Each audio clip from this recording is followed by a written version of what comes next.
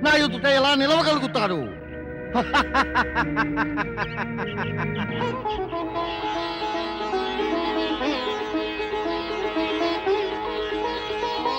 నమః శివాయ ఓం నమః శివాయ ఓం నమః తల్లిని కదా. శివాయ. అందుకే చెప్తున్నాను, పరమేశుడే గనక నీపై ప్రసన్నులవుతే తప్పక ప్రత్యక్షమై ఉండేవారు. ప్రత్యక్షం అవ్వలేదు, ఎందుకంటే నీపై ప్రసన్నులు కాలేదు గనక. అవుతారమ్మా, అవుతారు. ప్రసన్నులు అయిపోతారు, తర్వాత ప్రత్యక్షము అవుతారు. ఆయనకు నేనొక్కడిని భక్తుణ్ణి కాను కదా, నాలాంటి భక్తులు ఎందరో ఉంటారు. ఆయన వారిపై కూడా ప్రసన్నులై ప్రత్యక్షమవుతారు. సమయం పడుతుంది కదమ్మా. నువ్వు నీ తల్లికి పాఠాలు నేర్పుతున్నావా? లేదమ్మా, లేదు. నేను పరమేశ్వరుడు ప్రసన్నుడై ప్రత్యక్షమవడం గురించి చెప్తున్నాను. నువ్వు ఇలా మాట వినవులే. ఈ శివలింగము వద్దు, నీ శివ పూజలు వద్దు. ఇంకా పరమేశ్వరుడు త్వరలోనే ప్రసన్నులైపోతారులే. చూస్తారుగా, తన పుత్రుడితో పాటుగా తల్లి కూడా శివలింగం ముందు శిరస్సు ఉంచుతోందని. ఓం నమః శివాయ ఓం